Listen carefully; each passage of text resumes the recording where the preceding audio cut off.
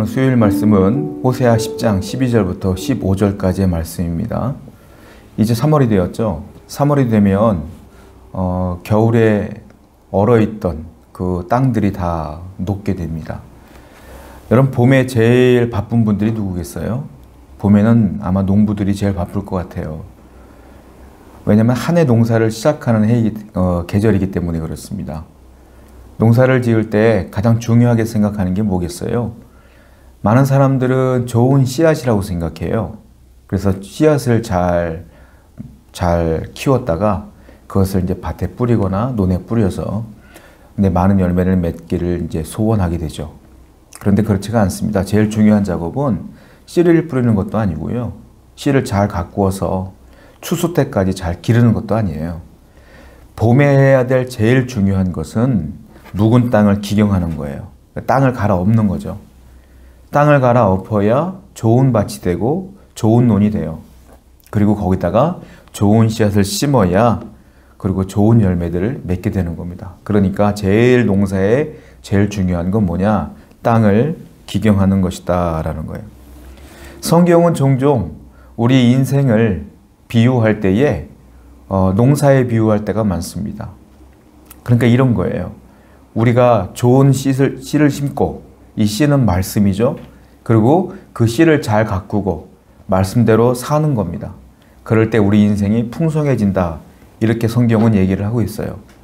그런데 우리가 알다시피 좋은 밭 비유를 보게 되면 그 씨앗도, 그 말씀도 좋은 밭에 뿌려져야 된다라고 말씀하시지 않습니까? 그러니까 농사도 똑같아요.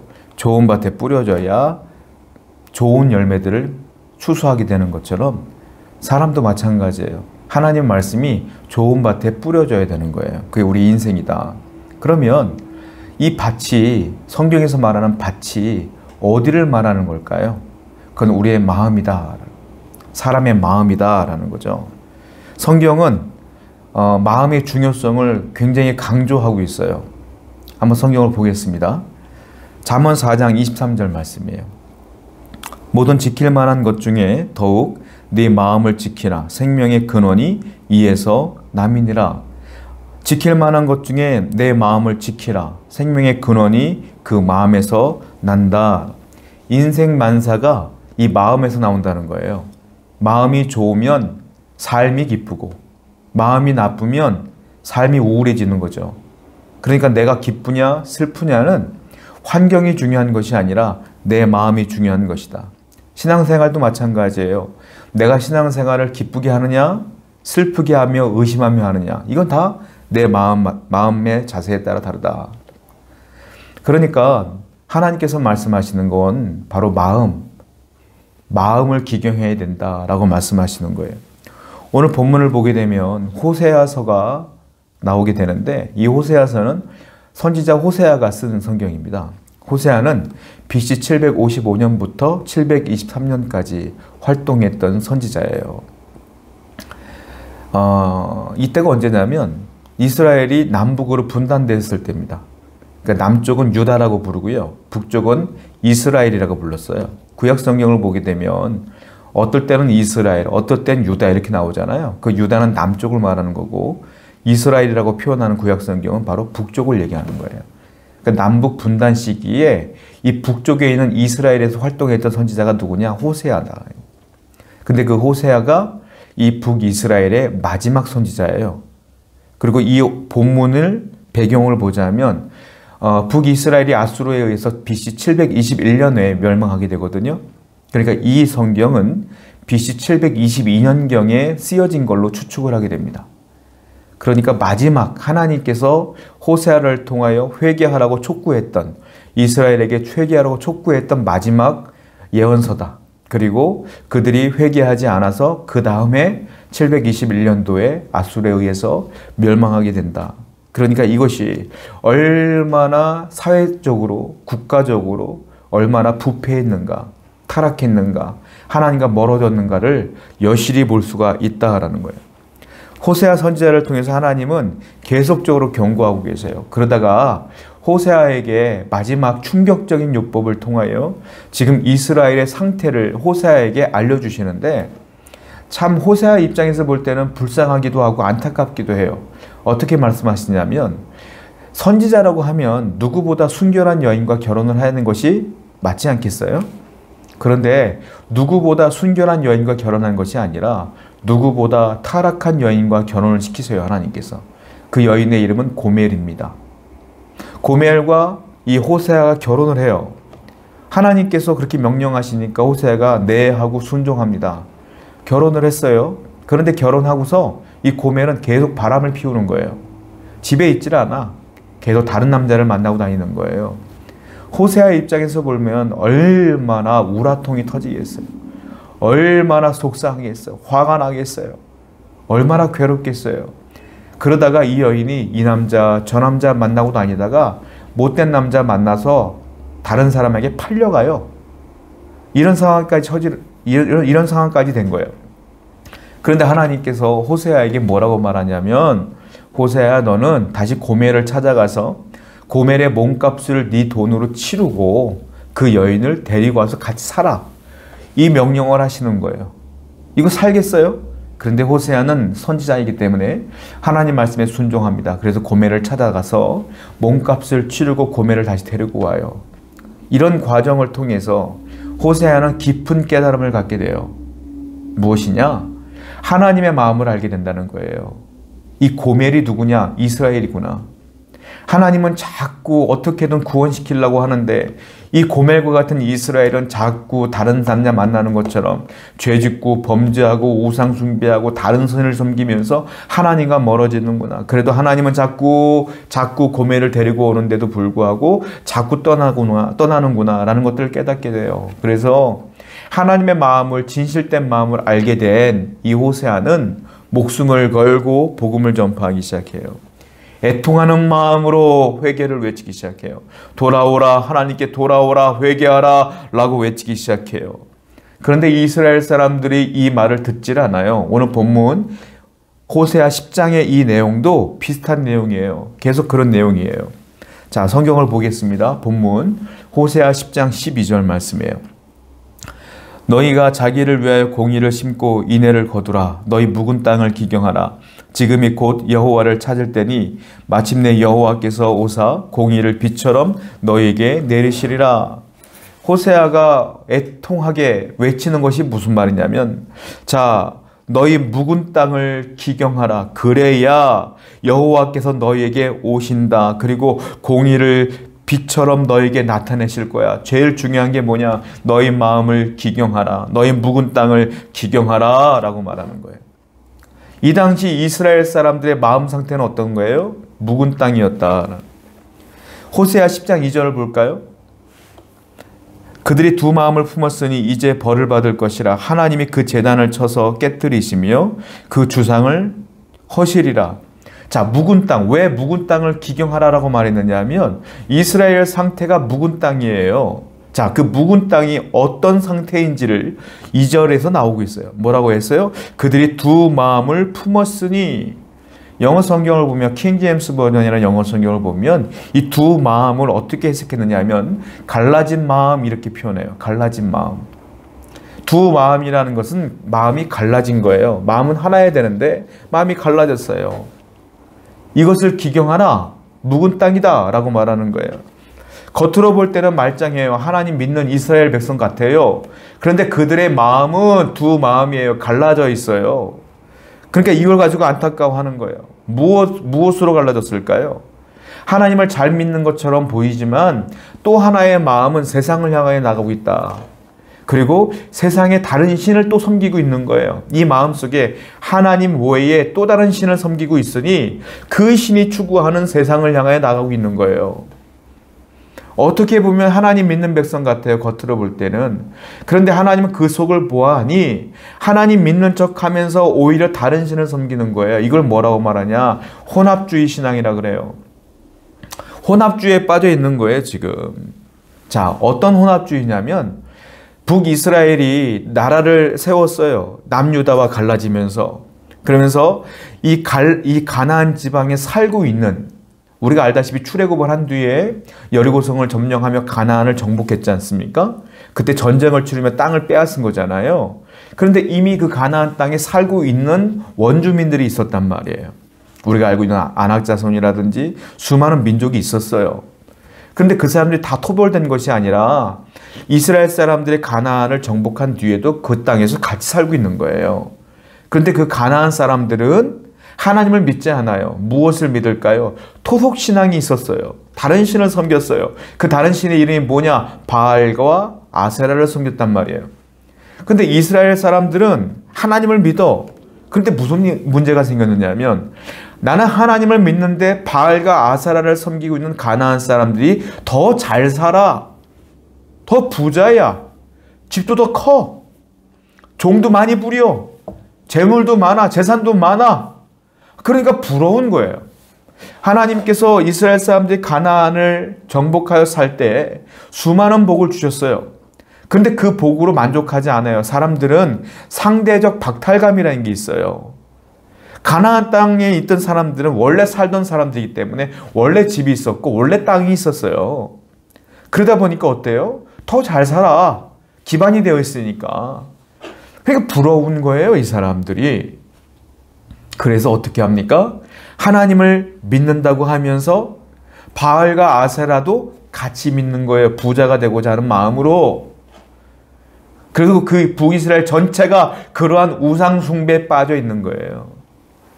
하나님이 우리에게 주시는 은혜가 두 가지 은혜가 있습니다. 첫 번째는 일반 은혜가 있고요. 두 번째는 특별 은혜가 있어요. 일반 은혜는 뭐예요? 일반 은혜는 하나님 믿는 사람과 믿지 않는 사람에게 동일하게 흘러가는 은혜입니다. 예를 들자면 이 땅에 흐르고 있는 공기.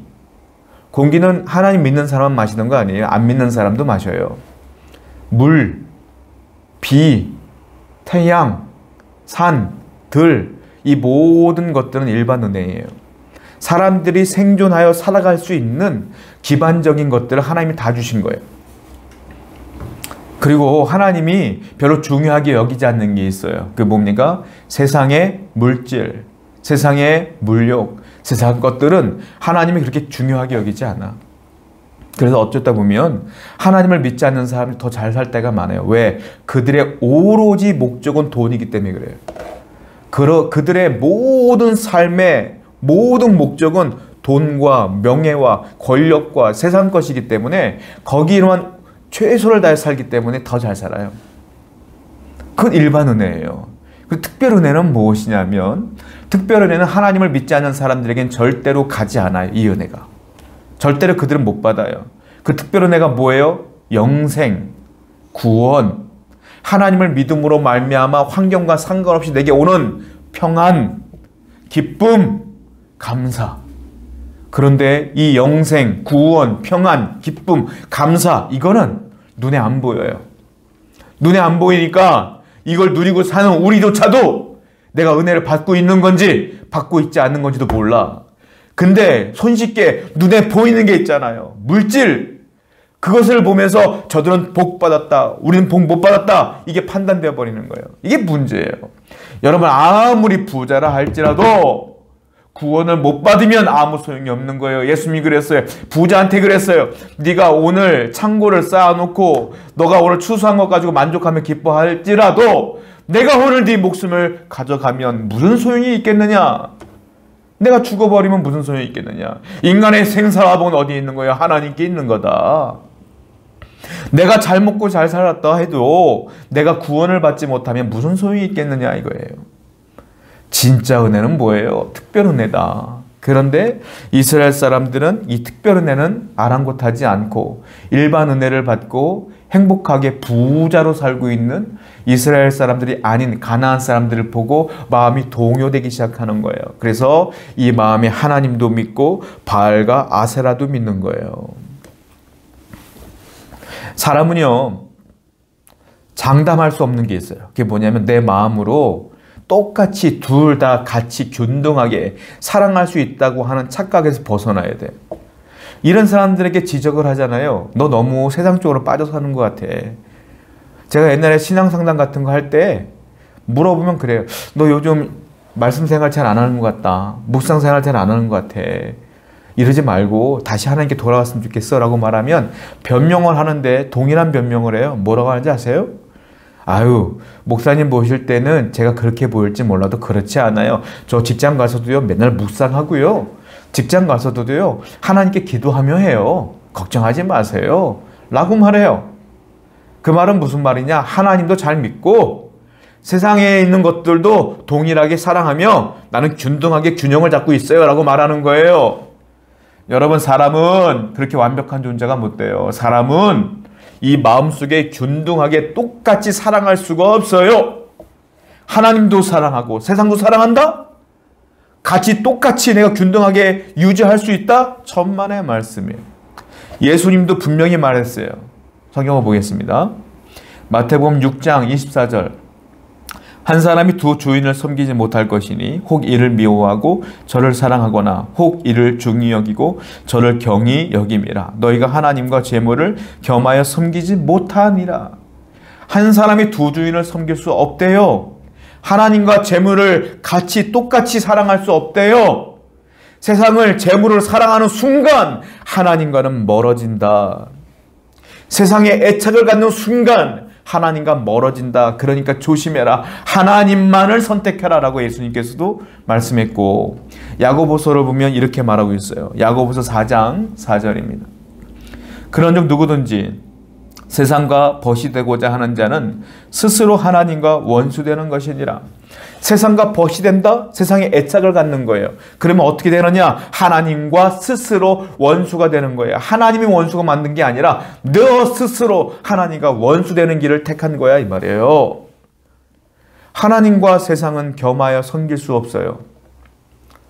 우리는 특별 은혜와 일반 은혜, 하나님이 일반 은혜까지 주시면 감사하겠죠. 그러나 특별 은혜를 중요하게 여기게 된다.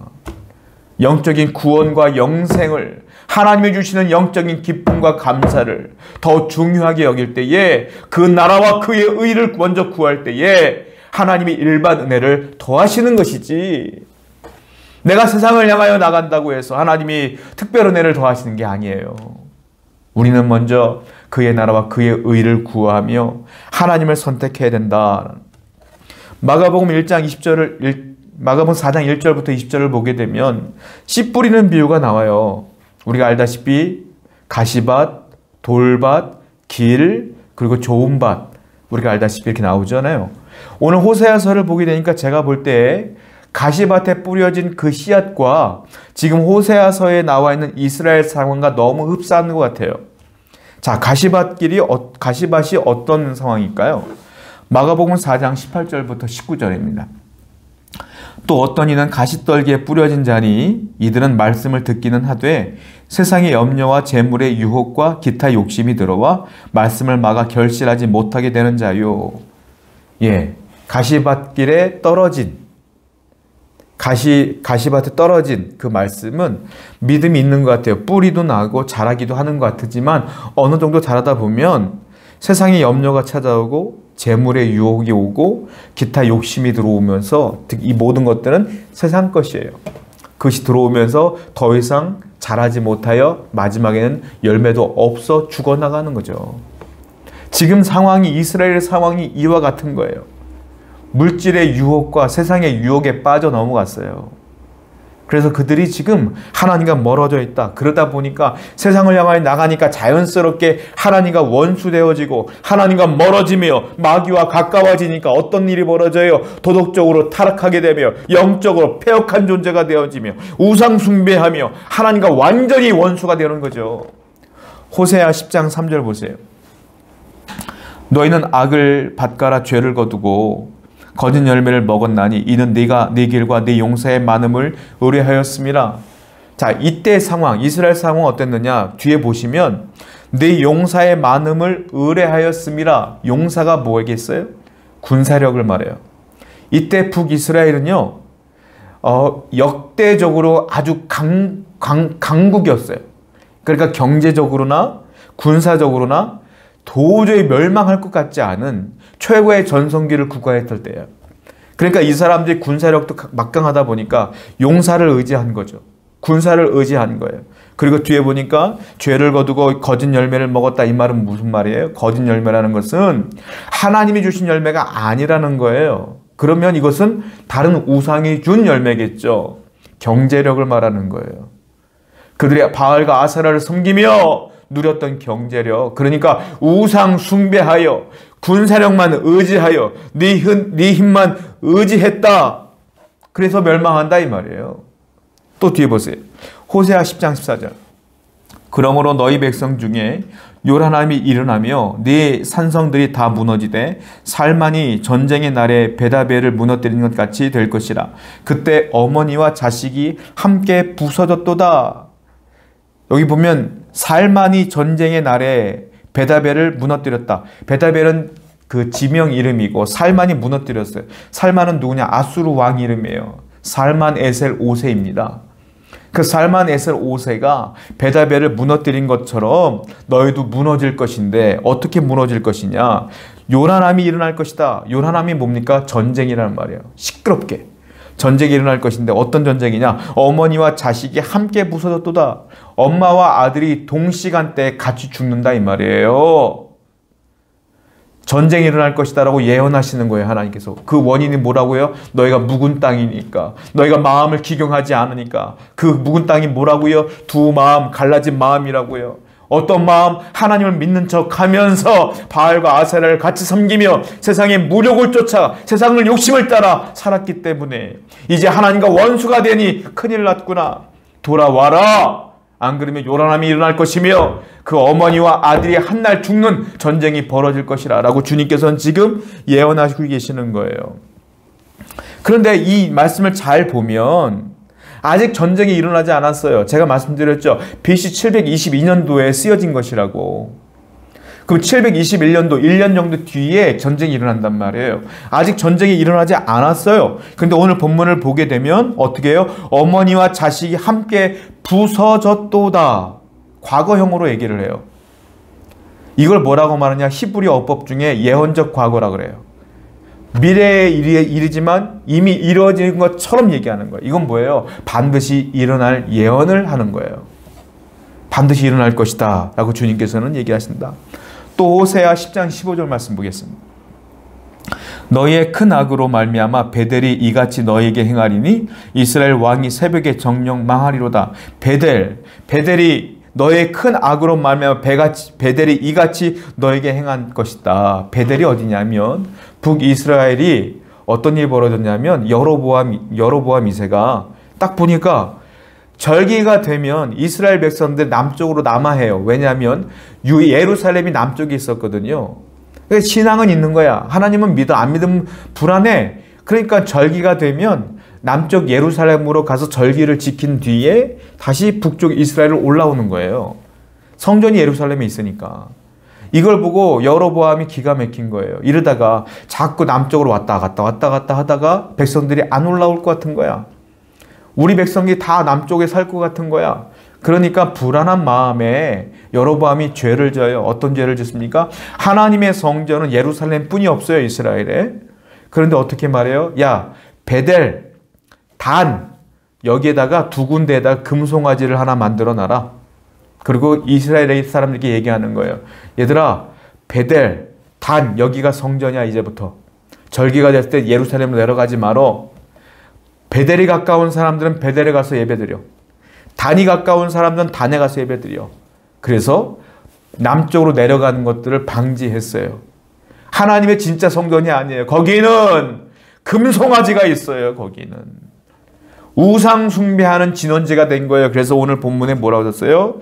베델이 이같이 너에게 행할 것이다. 어떤 일이 벌어져요? 그 일 때문에 이스라엘 왕이 새벽에 정령 망하리로다. 새벽에 망한다 무슨 말이에요? 한순간에 멸망한다 이 말이에요. 하나님께서 그렇게 계획을 세우신 거예요. 왕이 죄로 말미암아 새벽에 망할 것이다. 이스라엘 전체가 한순간에 망한다 이거예요. 자, 하나님께서는 지금 호세아를 통하여 북이스라엘에게 이렇게 계속 경고하는 이유는 정말로 멸망시키려고 하는 게 아닌 걸 알아야 돼요. 하나님께서 여러분들에게 지속적으로 말씀을 통하여 회개하라고 말씀하시는 건 여러분들이 미워서 여러분들을 멸망시키고자 하는 것이 아니에요. 이런 뜻이에요. 여러분, 우리 어머니께서 어린 시절 때 우리가 잘못 살면 어떻게 해요? 정말로 우리가 잘못 살면 매를 드시죠? 우리 부모된 우리도 자식이 잘못하면 어떻게 매를 들어요.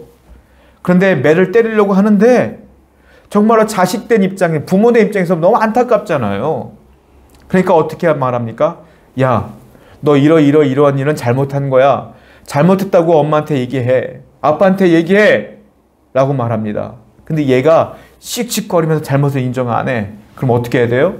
야, 내가 3살 동안 너 엄마한테 잘못했다고 얘기해. 하나, 둘 얘기하죠. 근데 얘가 계속 잘못했다는 얘기는 안 해. 그럼 어떻게 해 우리 엄마들은? 하나, 둘 반, 둘 반의 반. 자꾸 매를 미뤄. 그렇지 않아요? 그런 경우 없으셨어요?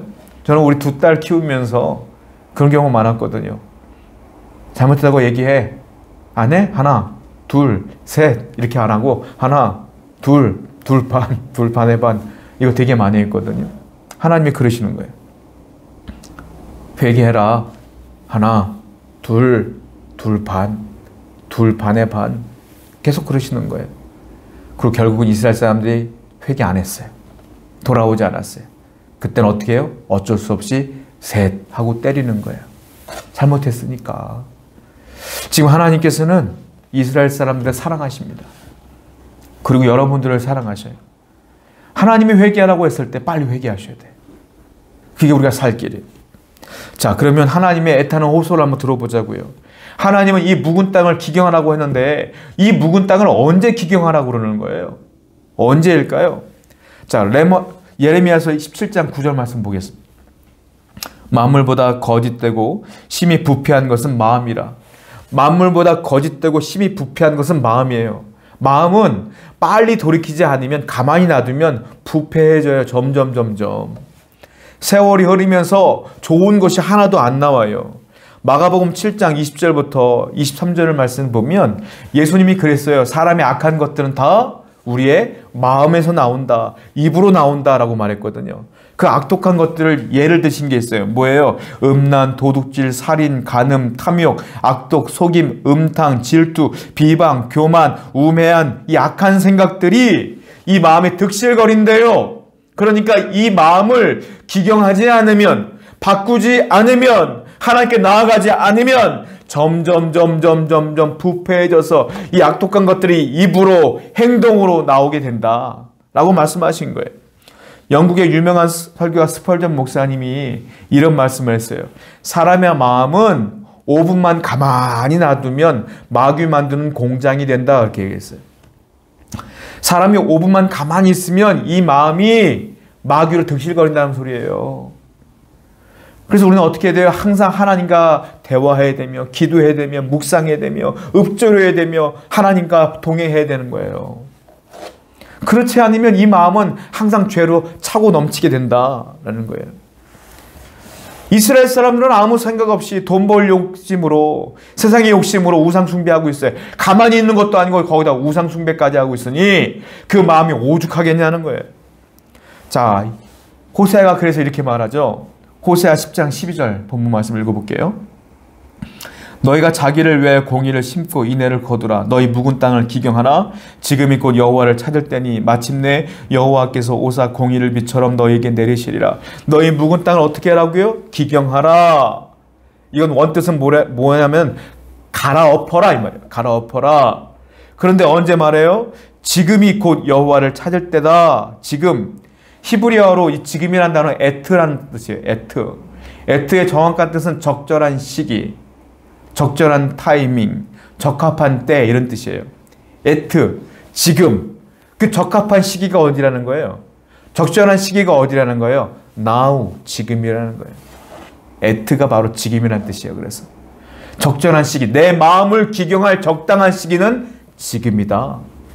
내 마음을 갈아엎을 중요한 적당한 타임은 언제냐? 지금이다. 이 말이에요. 썸데이 신드롬이라는 게 있어요. 사람의 심리적으로 지금이란 말을 하는 사람이 별로 없어요. 언젠가는, 나중에. 이게 사람의 본능이라는 거예요. 하나님은 아니에요. 너가 지금 회개할 것 나중에가 아니야. 전도하다 보면 사람들이 그런 얘기를 해요. 아, 지금은 제가 좀 바빠서 나중에 믿을게, 나중에. 아무리 내가 기도하고 그 사람 붙들고 설득을 해도 대부분 하는 말은 지금은 바빠요. 지금은 나중에 합시다. 나중에 언제? 하나님 오늘 밤 나를 불러가면 언제? 기회가 없어요. 내 마음을 기경할 때는 언제예요? 나중에가 아니에요. 썸데이가 아니야. 지금이요. 지금. 지금이란 말이에요. 사도 바울이 이렇게 외쳐요. 고린도후서 6장 2절. 보라, 지금은 은혜 받을 만한 때요. 보라, 지금은 구원의 날이로다. 보라, 지금은 은혜 받을 때요. 보라, 지금이 구원의 날이로다. 여러분 언제 회개할 거예요? 지금이에요. 지금이 은혜 받을 만한 때고 지금이 구원 받을 만한 때예요. 내 마음에 두 마음을 품어서요. 솔직히 말씀해 보세요. 하나님만 바라봅니까? 아니면 하나님 바라보면서 일반 은혜를 받고 있는 세상 사람들을 부러워하면서 나도 저렇게 하고 싶어 라고 하면 나도 모르게 그 물질을 찾아 헤매고 있는가? 되돌아보시라고요. 하나님께서 말씀하세요. 그런 당신에게 말씀하고 있는 거예요. 보라, 지금이 은혜 받을 만한 때요. 보라, 지금이 구원의 날이로다. 너의 마음을 기경하라. 지금 기경하라. 라고 말하는 거예요. 다시 우리 마음을 정리했으면 좋겠어요. 예전에 하나님만 바라봤던 그 마음으로 돌아왔으면 좋겠어요. 하나님만 바라봅니다 라고 고백했으면 좋겠어요. 세상의 염려, 세상의 근심, 재물의 유혹 다시 넘어가지 말고 다시 하나님께로 돌아와 하나님의 말씀 가운데 마음을 기경했으면 좋겠다. 예레미야 23장 29절 말씀 보게요. 여호와의 말씀이니라 내 말이 불같지 아니하냐? 바위를 쳐서 부서뜨리는 방망이 같지 아니하냐? 그러면 무엇으로 우리의 마음을 기경하겠습니까? 그 기경의 방법은 딱 하나예요. 뭐예요? 하나님의 말씀으로 기경하는 거예요. 보라, 여호와의 말씀이니라. 여호와의 말씀이니라 내 말이 불같지 아니하냐? 내 말이 방망이 같지 않냐? 불같은 하나님의 말씀으로, 방망이 같은 하나님의 말씀으로 내 마음을 때려 부숴버리는 거예요. 갈아 엎어버리는 거예요. 말씀으로. 다윗이 큰 죄를 졌어요. 왕은 다 그런 짓을 했기 때문에 다윗도 죄가 아닌 줄 알았어요. 뭐예요? 우리아의 아내 바스바를 취하여 우리가 알다시피 간통을 저질러요. 그런데 왕은, 솔로몬 왕도 첩이 1000명이나 되지 않습니까? 왕은 이 여자 저 여자 다 자기가 와이프로 삼을 수가 있어요. 그래서 다윗도 그것이 일반적이기 때문에 죄인지 모르고 산 거예요. 그런데 어느 날 나단 선지자가 다윗을 만납니다. 그리고 다윗에게 이렇게 얘기를 해요. 왕이시여, 오늘 손님이 나그네가 한 집을 방문했는데 그 집을 방문했을 때 이 주인이 나그네를 대접하기 위해서 양을 잡아야 되겠는데 자기 양이 너무 아까운 거예요. 그래서 이웃을 보니까 양 한 마리, 암양 한 마리를 키우는 이웃이 있었어요. 그래서 그 암양 한 마리를 잡아다가 그 나그네를 대접했습니다 라고 말하는 거예요. 그럴 때 다윗이 노발대발하면서 누구냐? 어떤 녀석이야? 4배를 갚도록 해라. 누구냐? 라고 말할 때 나단이 다윗을 빤히 보면서 뭐라고 말합니까? 당신이요. 당신이 바로 그 죄를 지은 사람이요. 하나님 말씀으로 들렸어요. 그 말이. 다윗을 때렸어요. 내 말이 불방망이 같지 않느냐? 내 말이 방망이 같지 않느냐? 그 말이 다윗을 때렸어요. 마음을 부서뜨렸어요. 다윗은 엉엉 울며 회개해요. 하나님, 제가 죄인입니다. 그리고 참회의 시를 쓴 것이 시편 51편 말씀이에요. 한번 보겠습니다. 시편 51편 17절. 하나님께서 구하시는 제사는 상한 심령이라. 하나님이여, 상하고 통회하는 마음을 주께서 멸시하지 아니하시리이다. 내가 상하고 통회하는 마음으로 회개합니다. 무엇 때문에? 나단을 통하여 주신 하나님의 말씀이 다윗을 변화시킨 거예요. 마음을 갈아 엎은 거죠. 또 시편 6편 6절을 보겠습니다. 다윗은 수시로 회개해요. 내가 탄식함으로 피곤하여 밤마다 눈물로 내 침상을 띄우며 내 요를 적시나이다. 요가 적셔질 정도로 울었다 이 말이에요. 눈물로. 우리 자동차가 유리 앞유리가 더러워지면 와이퍼로, 워셔액으로 와이퍼로 이렇게 닦지 않습니까? 이 눈물이 그 역할을 하는 거예요.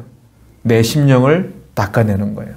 무엇으로 시작된 겁니까? 하나님 말씀으로 시작되어 내가 하나님 말씀으로 이 더러운 것들을 씻어내는 거예요.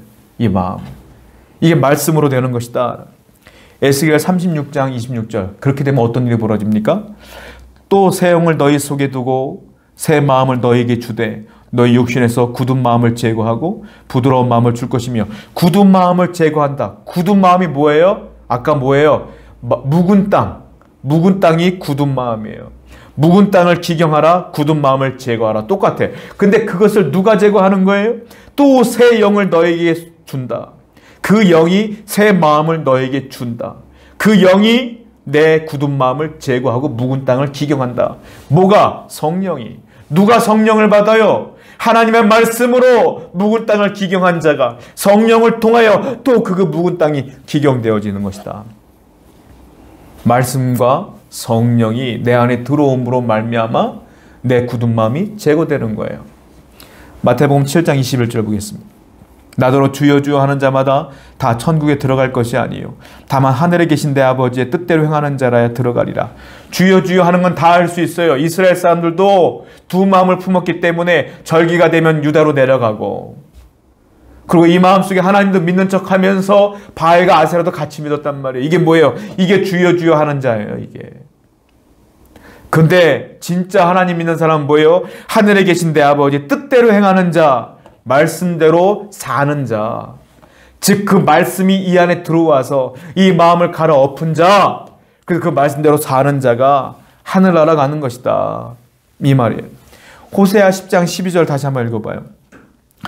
너희가 자기를 위하여 공의를 심고 인애를 거두라. 너희 묵은 땅을 기경하라. 지금이 곧 여호와를 찾을 때니 마침내 여호와께서 오사 공의를 빛처럼 너희에게 내리시리라. 내가 하나님 말씀으로 지금 내가 회개하고 묵은 땅을 기경하면 하나님의 성령이 오시고 또 여호와께서 공의를 비춰서 너에게 빛처럼 내리시리라. 내가 지금 회개하면 지금 공의가 내려온다. 하나님께서 원하시는 건 지금 내가 회개하길 원하는 것이다. 그러면 어떤 일이 벌어질까요? 마태복음 4장 20절. 좋은 땅에 뿌려졌다는 것은 곧 말씀도 듣고 받아 30배나 60배나 100배의 결실을 하는 데 아니라. 그러면 마음이 기경되어지고 내 삶 속에 30배, 60배, 100배의 결실을 맺게 되는 것이다. 이 모든 추수의 원인은 어떻게 시작되는 거예요? 묵은 땅을 기경하는 것부터 시작되는 겁니다. 그 묵은 땅은 두 마음을 품지 않는 것이고 하나님만 바라보는 것이고, 그리고 오직 이 마음을 주님께 올려드리는 자예요. 오늘도 하나님 말씀을 들은 여러분, 다시 하나님만 바라보시기 바라요. 일반 은혜 받고 세상에서 행복해하는 그들을 바라보는 것이 아니라 이미 특별 은혜를 받고 영혼 구원을 얻은 여러분들은 하나님만 바라보시길 바라요. 그리고 하나님만 향하여 나가실 때에 하나님의 놀라운 은혜가 여러분 가운데 있기를 축원드립니다. 기도합시다. 하나님 감사합니다. 오늘도 하나님의 은혜로 내 마음을 기경하기를 원합니다. 묵은 땅을 기경하기를 원합니다. 하나님 말씀을 허락하여 주시고 성령을 다시 한번 허락하여 주셔서 우리 마음 가운데 하나님의 은혜가 충만하여 공의가 비처럼 내리는 기적을 체험하며 살아갈 수 있도록 인도하여 주옵소서. 예수님의 이름으로 기도드렸사옵나이다. 아멘.